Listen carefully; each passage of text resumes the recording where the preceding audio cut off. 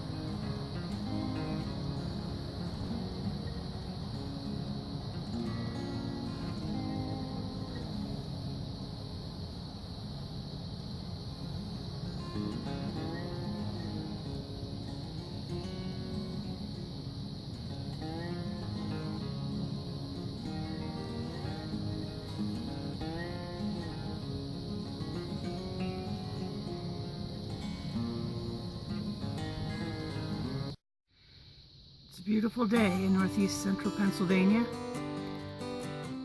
Sunny, beautiful gentle breeze, and just look at how the wind moves those beautiful Timothy fields, beautiful waves. I always say I love where I live. Now you have an idea why. This is all around me. This is home. And on the 8th day, God looked down on his planned paradise and said, I need a caretaker. So God made a farmer. God said, I need somebody willing to get up before dawn, milk cows, work all day in the fields, milk cows again, eat supper, and then go to town and stay past midnight at a meeting at the school board. So God made a farmer. I need somebody with arms strong enough to wrestle a calf and yet gentle enough to deliver his own grandchild. Somebody to call hogs, tame cantankerous machinery, come home hungry, have to wait lunch until his wife's done feeding visiting ladies and tell the ladies to be sure and come back real soon, and mean it. So God made a farmer. God said, I need somebody willing to sit up all night with a newborn colt and watch it die, then dry his eyes and say, maybe next year. I need somebody who can shape an axe handle from a persimmon sprout, shoe a horse with a hunk of car tire, who can make harness out of haywire, feed sacks and shoe scraps, and who planting time and harvest season will finish his 40-hour week by Tuesday noon, then paint him from tractor back, put in another 72 hours. So God made a farmer. God had to have somebody willing to ride the ruts at double speed to get the hay in ahead of the rain clouds, and yet stop in midfield and race to help when he sees the first smoke from a neighbor's place. So God made a farmer. And God said, I need somebody strong enough to clear trees and heave bales, yet gentle enough to tame lambs and wean pigs, and tend the pink-combed pullets who will stop his mower for an hour to splint the broken leg of a meadowlark. It had to be somebody who'd plow deep and straight and not cut corners. Somebody to seed, weed, feed, breed, and rake and disc and plow, and plant and tie the fleece and strain the milk and replenish the self-feeder and finish a hard week's work with a 5-mile drive to church. Somebody who'd bail a family together with the soft, strong bonds of sharing, who would laugh and then sigh, and then reply with smiling eyes when his son says he wants to spend his life doing what Dad does. So God made a farmer. That was by Paul Harvey many years ago, and it seems appropriate for today. So God made a farmer. Like, subscribe, and join me next time here in Helga's Pennsylvania Cooking.